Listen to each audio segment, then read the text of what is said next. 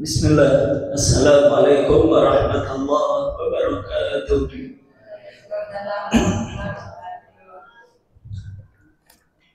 Alhamdulillah.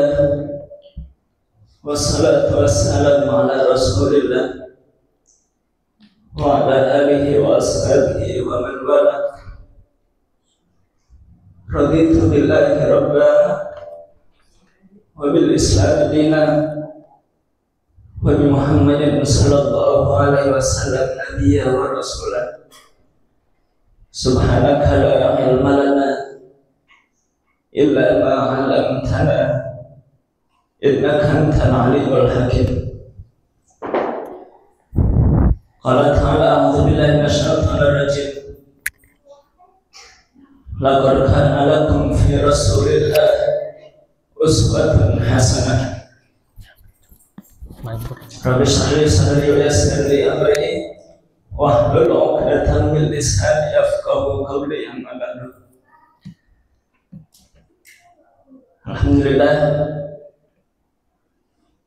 kita sangat bersyukur kepada Allah.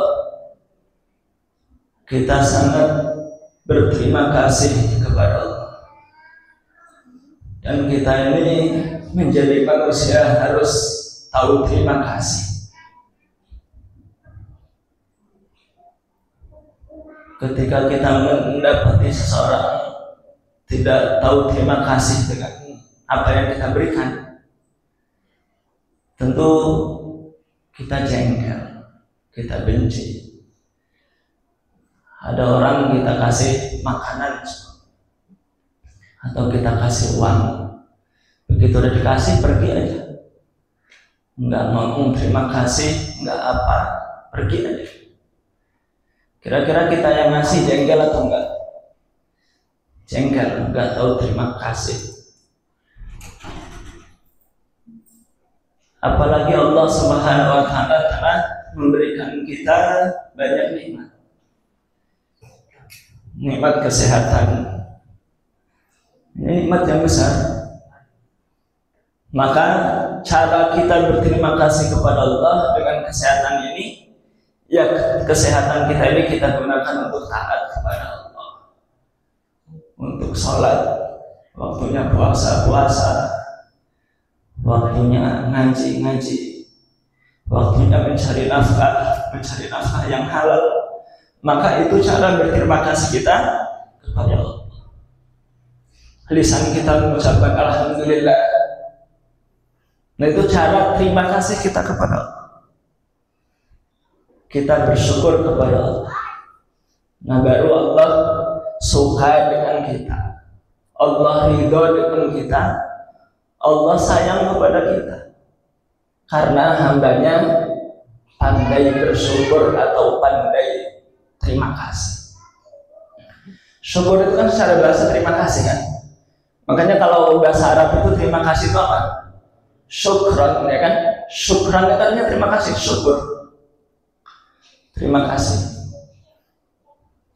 Kita ketika dikasih sesuatu sama orang itu kan berterima kasih kan. Terima kasih, syukran. Apalagi Allah yang mengasihi, Allah memberikan kita banyak hal.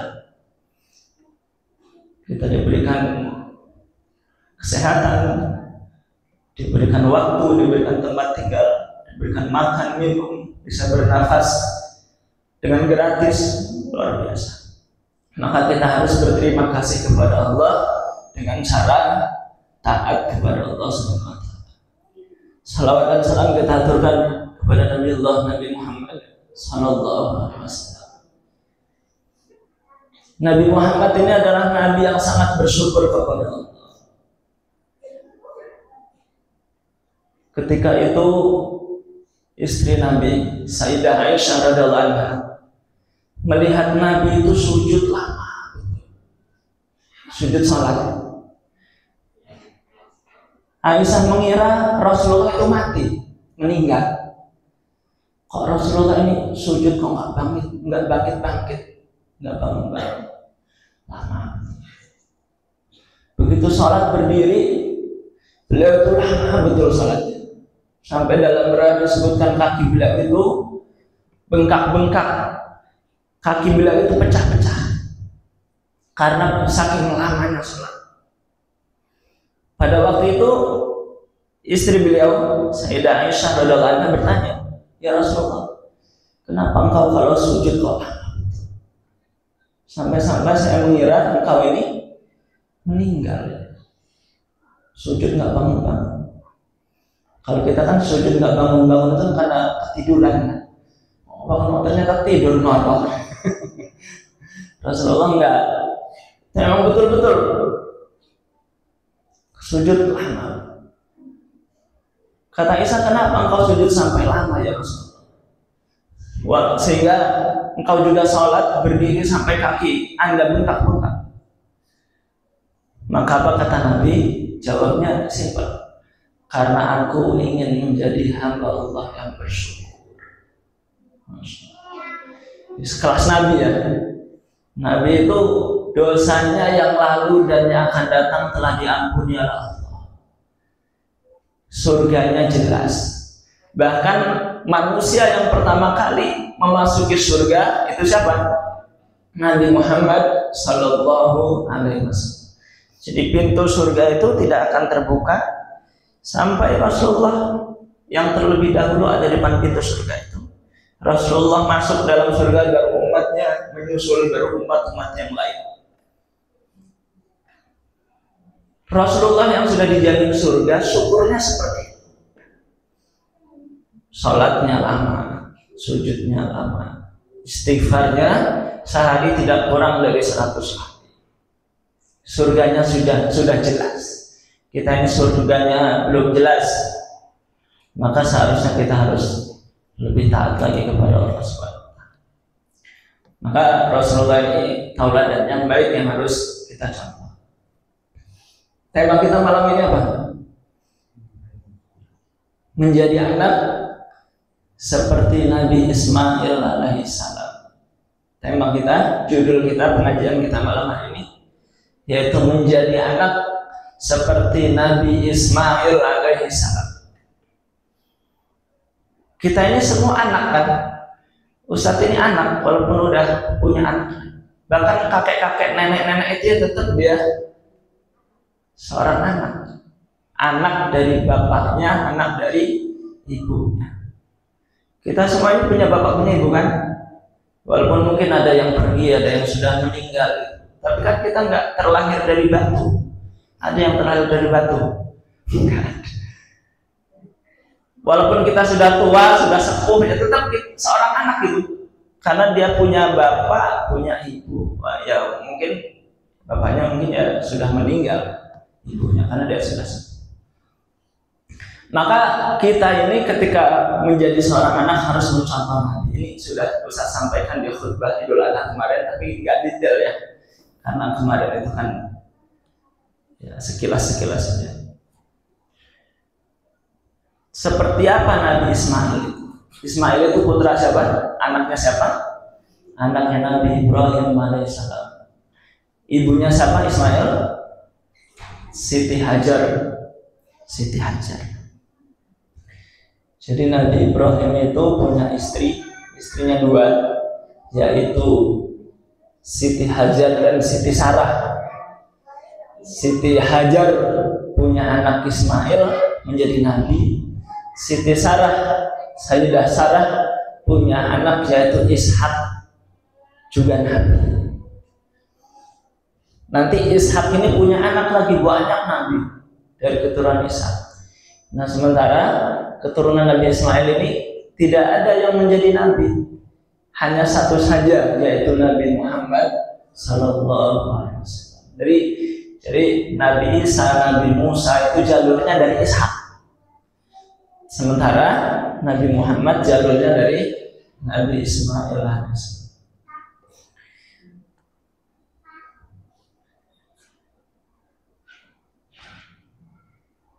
Kenapa Nabi Ismail ini menjadi istimewa? Kenapa beliau ini menjadi anak yang soleh? Pertanyaannya kan gitu, kenapa? Yang pertama, karena memang beliau anak Nabi. Apakah setiap anak Nabi dia soleh menjadi nabi? Ternyata enggak. Nabi Adam punya anak, 2 orang putra, 2 orang putri ya. Yang putra siapa namanya? Habil dan apakah dua-duanya saleh? Enggak. Satunya jahat, satunya baik. Bahkan satunya pembunuh kan, pembunuh saudara. Nabi Nuh punya anak. Anaknya Nabi Nuh itu ada Sam, ada Ham, ada Kan'an, ada Yafith. Ada 4. Yang putra, yang putri Ustaz belum tahu. Jadi Yafith, Ham itu saleh. Sementara Kan'an dia kafir, menjadi anak yang jahat. Jadi tidak semua anak Nabi itu ya jadi Nabi gitu kan.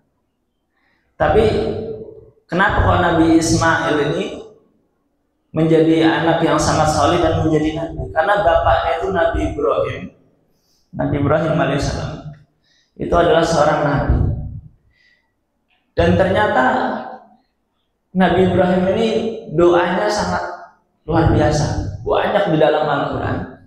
Salah satu doanya adalah Rabbi habli minas sholihin.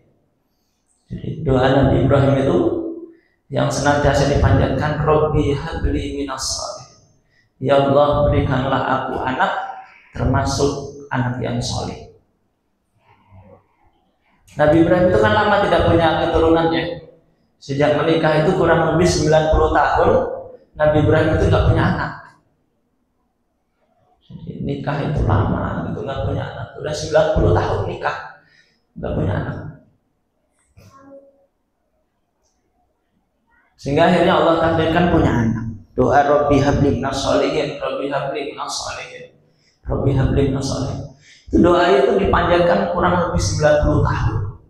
Baru doanya diijabah. Akhirnya lahirlah anak yaitu Ismail. Dan Allah kabulkan doanya, Ismail menjadi anak yang saleh, bahkan menjadi nabi. Maka ini pelajaran yang pertama, orang tua. Orang tua itu harus banyak berdoa untuk anak-anaknya supaya anaknya menjadi anak yang saleh. Doanya sampai kapan? Sampai mati dia harus terus berdoa agar anaknya menjadi anak yang saleh. Jangan cukup sebulan, 2 bulan, cukup setahun, 2 tahun. Waktu anaknya di pondok saja didoakan, ketika sudah keluar pondok didoakan. Doa orang tua itu sangat mustajab, apalagi seorang ibu. Maka terus doakan. Nabi Ibrahim aja doa itu sampai 90 tahun.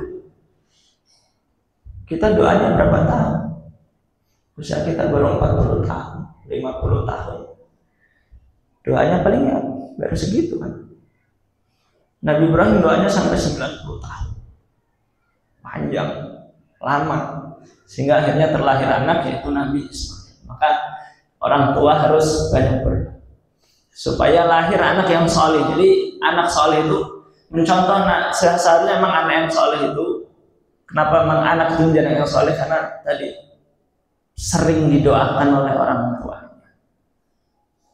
Jadi kita ini soleh, kita ini jadi sukses bukan karena ikhtiar kita, bukan karena usaha kita, bukan.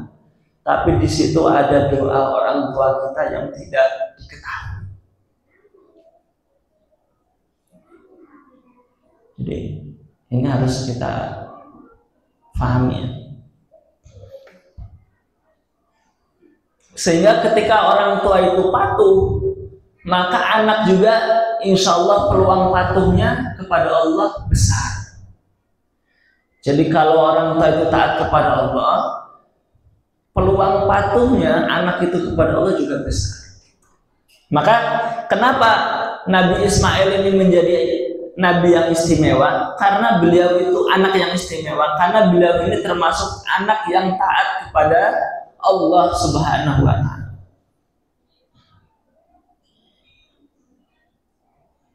Coba bayangkan, ini Nabi Ibrahim ya, dites kesalehan Nabi Ismail ini, dites oleh Allah melalui bapaknya Nabi Ibrahim.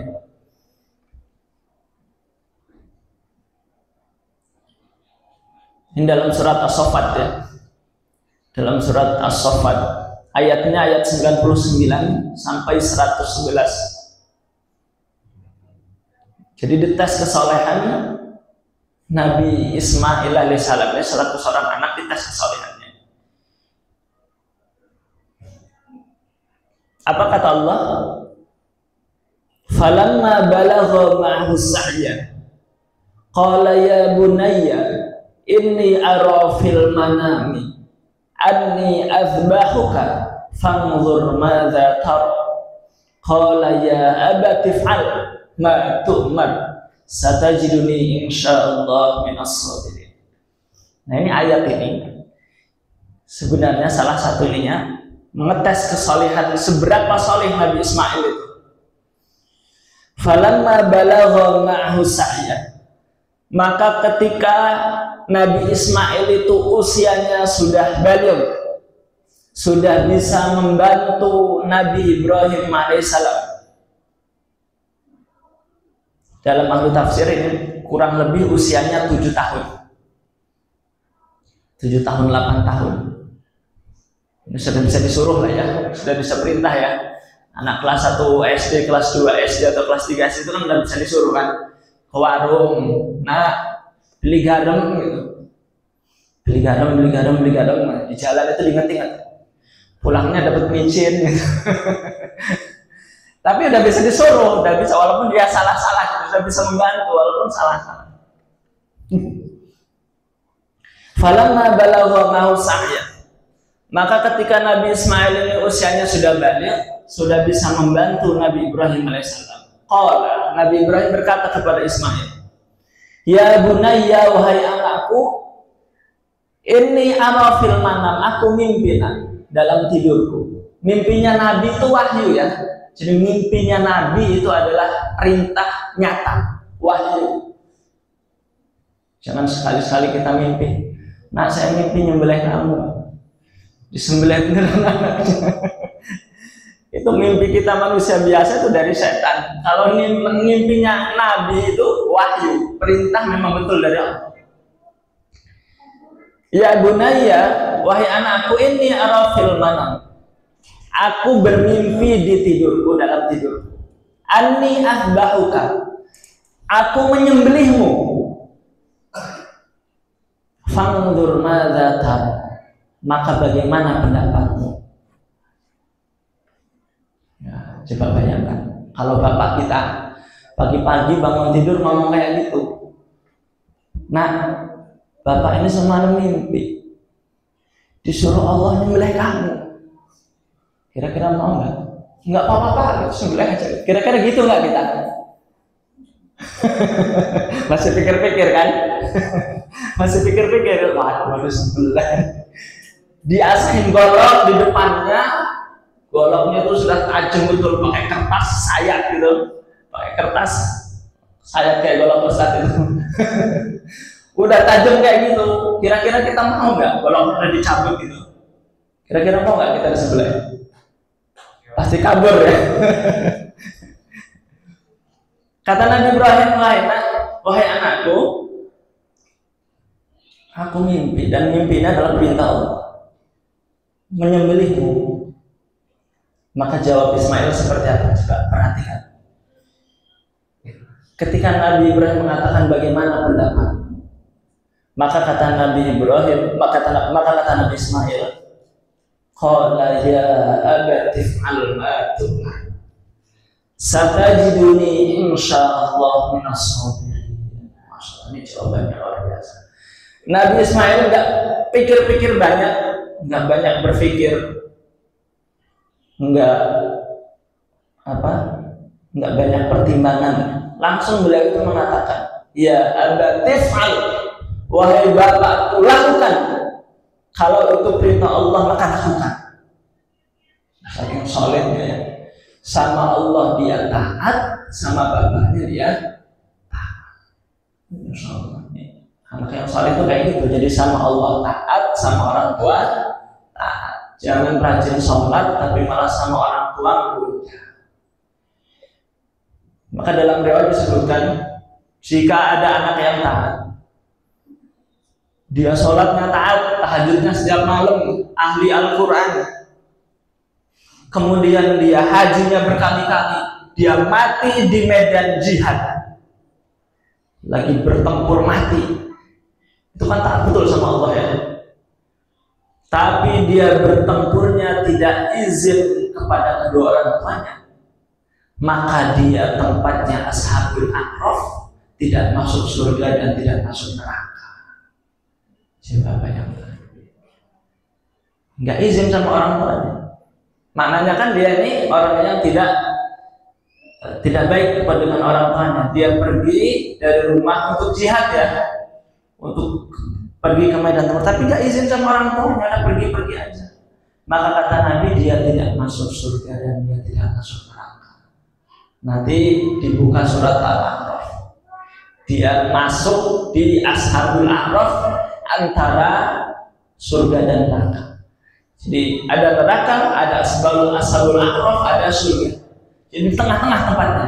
Sehingga Ashabul A'raf itu ketika melihat bawah, dia melihat neraka. Sehingga dia berlindung kepada Allah, ya Allah, aku berlindung dari neraka. Tapi begitu melihat ke atas, ada kenikmatan surga, sehingga dia berdoa, ya Allah, masukkan ke dalam surga. Nah itu di dalam di Ashabul A'raf itu salah satunya adalah anak yang taat kepada Allah, tapi dia pergi jihad tidak izin sama orang tua, mati syahid, tidak masuk surga. Maka penting, maka taat kepada Allah, taat kepada orang tua ini harus seimbang. Maka dalam ayat disebutkan ya, wa qadha rabbuka alla ta'budu illa iyyah wa bil walidaini ihsana. Ini ayatnya nih, hendaklah engkau dan Allah telah mewajibkan, telah menentukan, telah memerintahkan kamu untuk menyembah hanya kepada Allah, dan hendaklah kamu berbuat baik kepada kedua orang tua. Jadi sembah Allah, berbuat baik kepada kedua orang tua. Jadi kalau hanya berbuat baik kepada orang tua tapi dia tidak menyembah Allah, maka dia juga ahli neraka. Dia taat kepada Allah tapi tidak taat kepada kedua orang tua, maka dia juga tidak masuk surga. Maka Nabi Ismail ini jawabannya, qala ya abati fa'al ma tu'mar satajiduni insyaallah minas sabirin. Wahai bapakku, lakukan. Kalau itu perintah Allah, lakukan. Lakukan apa yang telah diperintahkan kepadamu. Telah diperintahkan oleh Allah ya. Jadi Allah memerintahkan Nabi Ibrahim agar Nabi Ibrahim ini menyembelih Ismail. Maka kata Nabi Ismail, satajiduni insyaallah minas sabirin. Engkau akan mendapatiku, insyaallah aku termasuk orang-orang yang sabar. Jadi Nabi Ismail itu kenapa anak soleh itu cirinya 3. Yang pertama, dia taat kepada Allah. Yang kedua, taat kepada orang tuanya. Kemudian yang ketiga adalah dia anak yang sabar. Nah, ini penting itu. Jadi, apa tadi? Ciri anak soleh itu ada berapa? Ada berapa? Ada 3. Pertama, taat kepada Allah. Kedua, taat kepada orang tua. Yang ketiga, sabar. Ini konsep Al-Quran ya. Jadi kalau kita ini mau jadi anak yang soleh, harus sabar. Seperti apa? Kenapa kita ini harus sabar selaku orang tua juga? Memang iya, orang tua itu apalagi kalau sudah tua ya, dia sudah sepuh, apalagi dia sampai pikun, itu kan luar biasa kan, menguji kesabarannya. Sudah sakit-sakitan, perhatikan, jangan mainan. Perhatikan ya, untuk santri.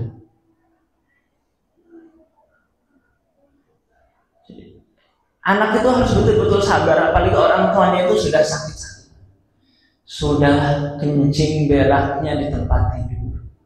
Itu kan butuh kesabaran kan?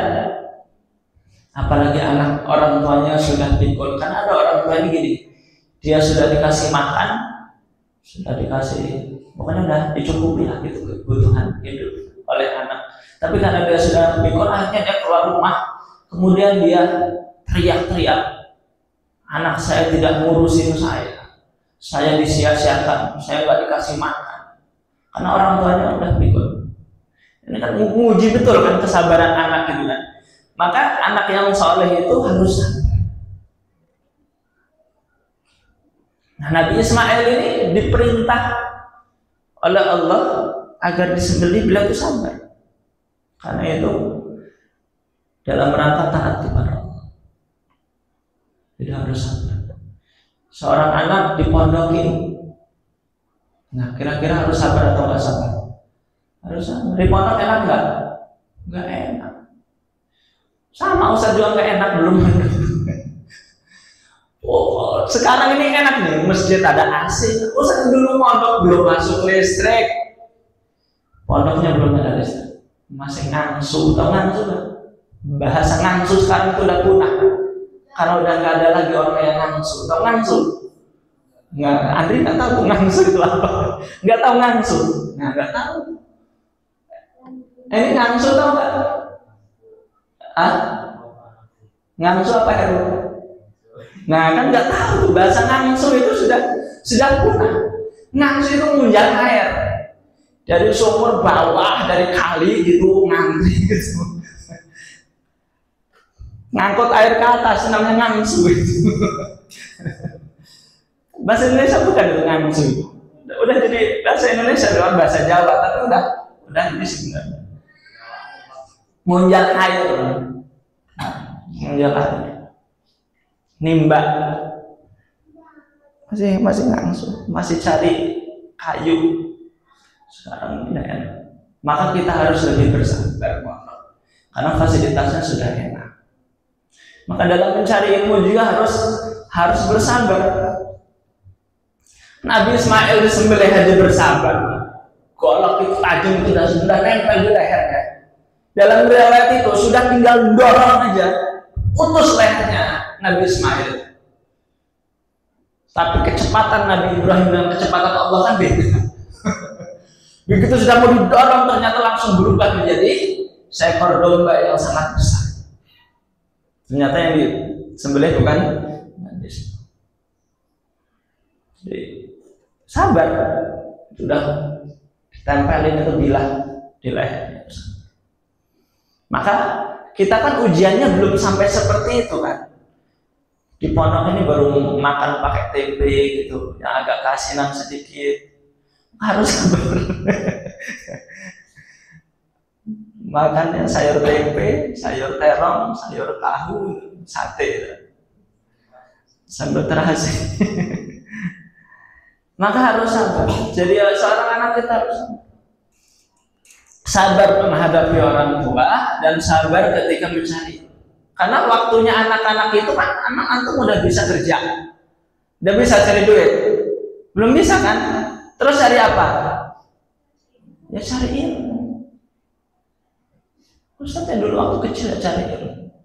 SD, bandel-bandel dikit wajar lah. Yang penting jangan keterlaluan bandel.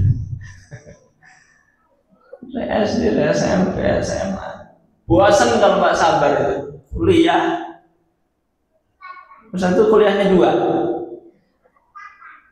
Pagi kuliah bahasa Inggris, sastra Inggris. Habis subuh, habis maghrib itu belajar, karena tinggalnya di pondok mahasiswa. Hafalan banyak, sampai kurus badan habis. Ya harus sabar. Tadi kan cari duit kan belum bisa kan? Ya harus cari. Maka harus sabar. Jadi seorang anak itu harus. Maka kata Nabi Ismail, satajiduni insyaallah minas sabirin. Engkau akan mendapatiku, wahai bapakku, insyaallah aku termasuk orang-orang yang sabar. Nah di sini Nabi Ibrahim dengan Nabi Ismail itu anak, bapak dan anak yang begitu dekat. Jadi kalau ada apa-apa itu musyawarah. Jadi Nabi Ibrahim itu begitu diperintah untuk menyembelih Nabi Ismail, nggak langsung disembelih.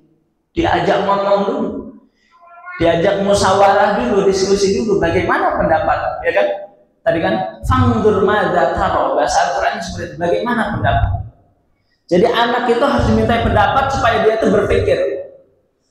Oh, pendapat saya ini seperti ini Pak, pendapat saya ini seperti itu. Jadi jangan langsung mengambil keputusan. Ini orang tua ya. Ini pendidikan untuk orang tua. Jadi kalau ada apa-apa, orang tua itu jangan langsung mengambil keputusan. Anak itu harus diajak musyawarah, diajak tukar pikiran supaya dia itu dewasa. Ternyata Nabi Ismail ini di usia yang belum ini ya, usianya masih muda. Ternyata beliau ini sangat matang walaupun masih muda usianya. Ya abati malmatum marasa tajini insyaallah. Baik, itu pelajarannya ya. Imam Ghazali rahimahullah berbicara tentang sabar tadi, anak yang sabar tadi. Ternyata sabar ini dibagi menjadi 3 kan. Sabar dalam taat kepada Allah.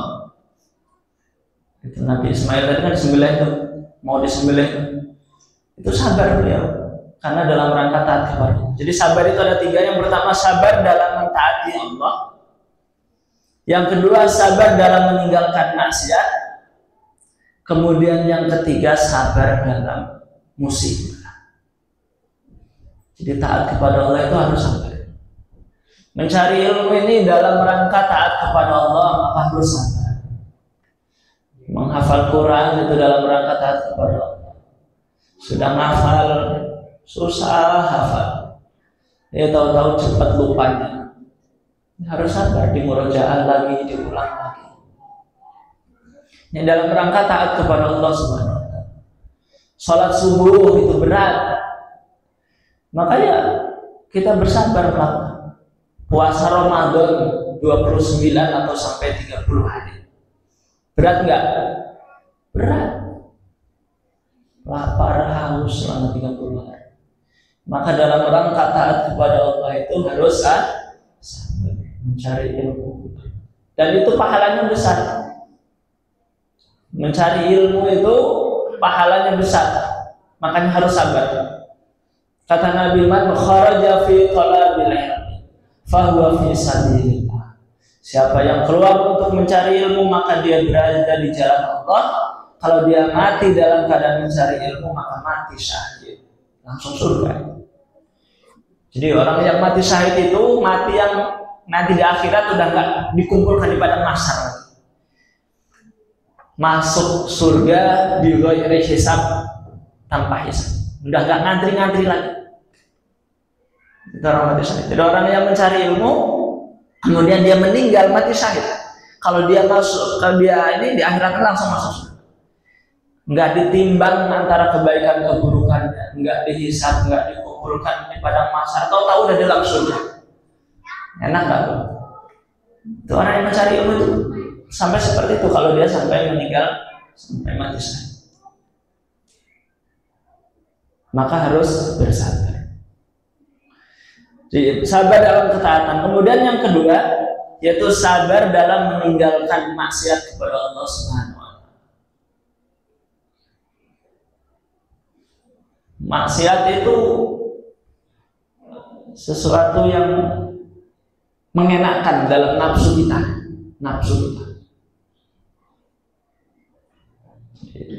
Maksiat adalah sesuatu yang menyenangkan. Suatu dosa itu sesuatu yang menyenangkan dalam hawa nafsu kita. Tapi karena itu dibenci Allah maka harus ditinggalkan. Ada orang yang udah candu narkoba, itu ninggalinnya susah itu. Butuh direhab.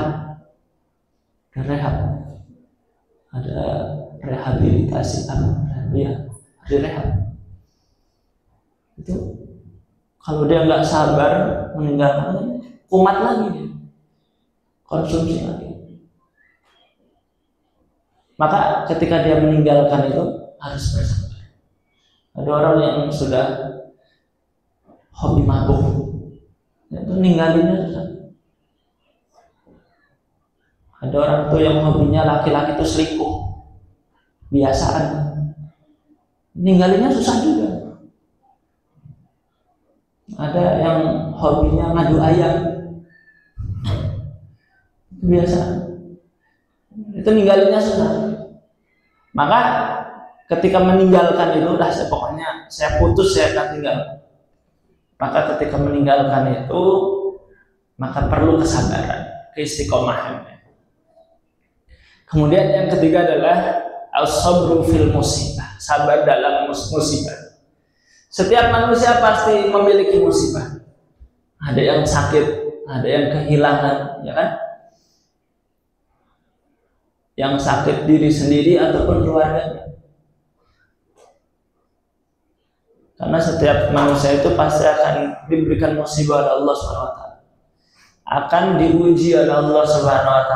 Bahkan kata Allah, wala nabluwannakum bisyai'in minal khawfi wal ju' wa naqsin minal amwal wal anfusi wat thamarat wa basyiris sabirin.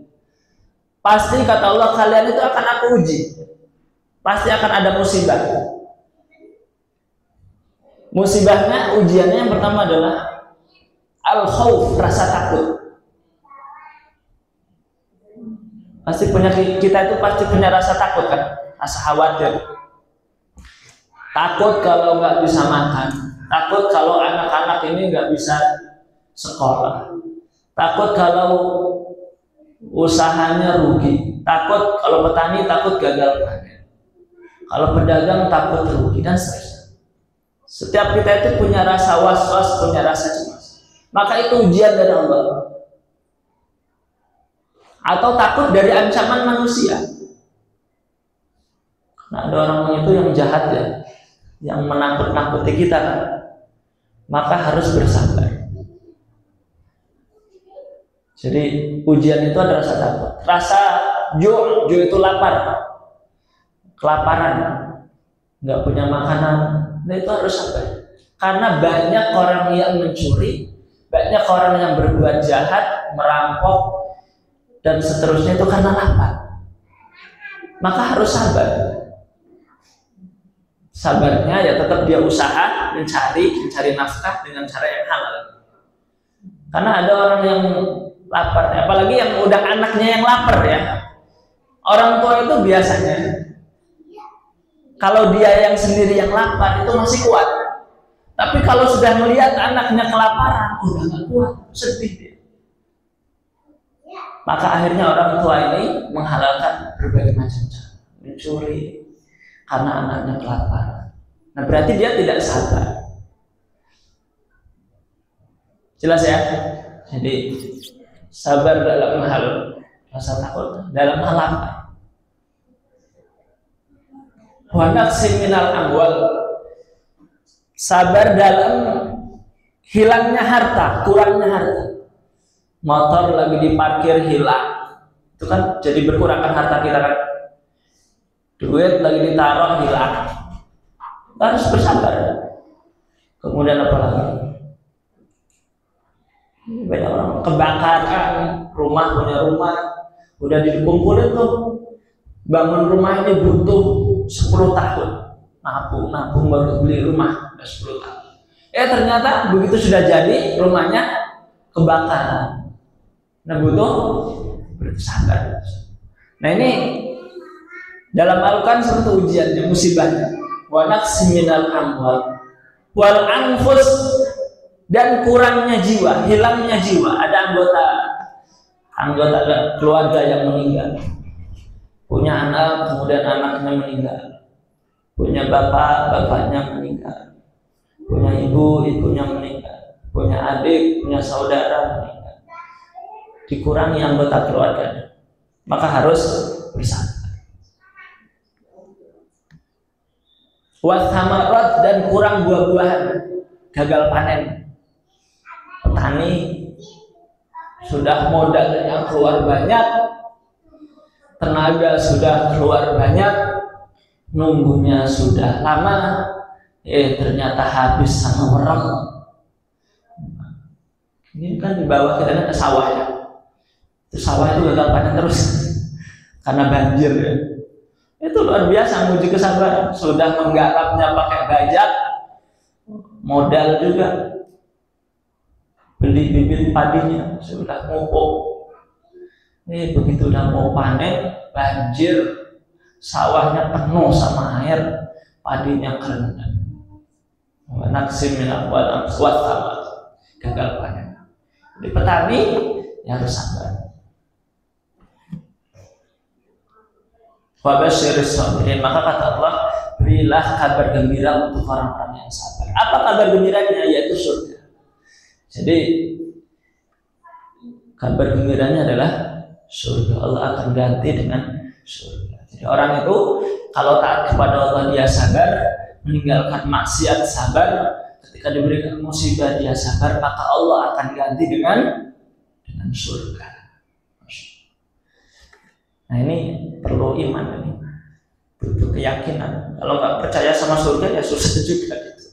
Karena surga itu nanti di akhirat. Kalau nggak beriman susah juga ngomong. Nah ini cara menjadi anak yang soleh seperti Nabi Ismail itu, konsep Al-Quran seperti itu. Taat dulu sama Allah, perbaiki dulu ibadahnya sama Allah, perbaiki dulu hubungannya sama orang tua ya. Perbaiki hubungannya, harus banyak menolong orang tua, harus banyak minta maaf kepada orang tua. Jadi harus minta maaf. Faris sudah minta maaf sama bapak ibu, minta maaf. Rama, nah belum minta maaf, banyak istighfar. Belum minta maaf kemana? Nanti minta maaf tugas semuanya, ya. Nanti liburan, pas waktu kapan bagi rapor kita? Belum diumumkan. Heru yang minta maaf sama orang tua. Insya Allah belum. Selama ini belum pernah minta maaf sama orang tua. Nah, minta maaf. Nangis habisin air mata di depan orang tua, minta maaf. Saya belajarnya mainan terus. Saya banyak buat masalah, banyak minta maaf sama orang tua, dan banyak berterima kasih sama orang tua. Terima kasih sudah menyekolahkan, terima kasih sudah mendidik, terima kasih sudah memberi nafkah. Harus banyak terima kasih. Jelas ya? Harus banyak terima kasih. Supaya apa? Supaya kita jadi anak yang saleh. Mumpung masih ada kedua orang tuanya. Kalau Ustadz itu udah nggak punya orang tua, Ustadz menyesal, sangat menyesal, orang dia itu udah takdir dari Allah. Orang tua sudah bekerja, udah ini gitu, orang tuanya udah nggak ada, tapi ini udah takdir dari Allah dan memang harus terima. Maka antum ketika masih ada orang tua harus betul-betul bersungguh-sungguh kita berbuat baik kepada orang tua. Siap sampai sekarang, dari saat ini siap ya untuk para santri. Jadi kalau kita mau jadi yang saleh, taat kepada Allah, berbuat baik, taat kepada orang tua, kemudian jadi orang yang sabar. Jadi orang tua sabar mencari nafkah untuk anaknya di pondok, kemudian santri juga sabar ketika mencarinya. Jangan banyak buat masalah. Kasihan orang tua kita, banyak yang dikecewakan. Jadi, kalau kita nggak sabar itu banyak yang dikecewakan. Kitanya tidak berhasil, orang tuanya kecewa, ustadznya juga kecewa. Maka harus diperbaiki. Paham sampai sini? Terutama untuk santri ini, balik udah mau naik kelas 2, diperbaiki. Yang santri putri ada? Kemana santri putri ini? Ngapain? Udah pulang. Ustazahnya mana? Pada masak kan? Ya. Jelas ya. Yang pertama apa tadi? Agar menjadi anak yang saleh, yang pertama kita apa ya santri? Yang pertama. Terus yang kedua? Yang ketiga? Ini konsep Nabi Ismail dari Al-Quran langsung yang mengajarkan. Mudah-mudahan Allah SWT jadikan kita anak yang saleh dan salihah. Semoga kita semua nanti dikumpulkan di surga bersama orang tua kita. Amin ya rabbal alamin. Kita tutup dengan hamdalah. Alhamdulillah rabbil alamin. Subhanakallahumma wa bihamdika asyhadu an la ilaha illa anta astaghfiruka wa atubu ilaik. Assalamualaikum warahmatullahi wabarakatuh.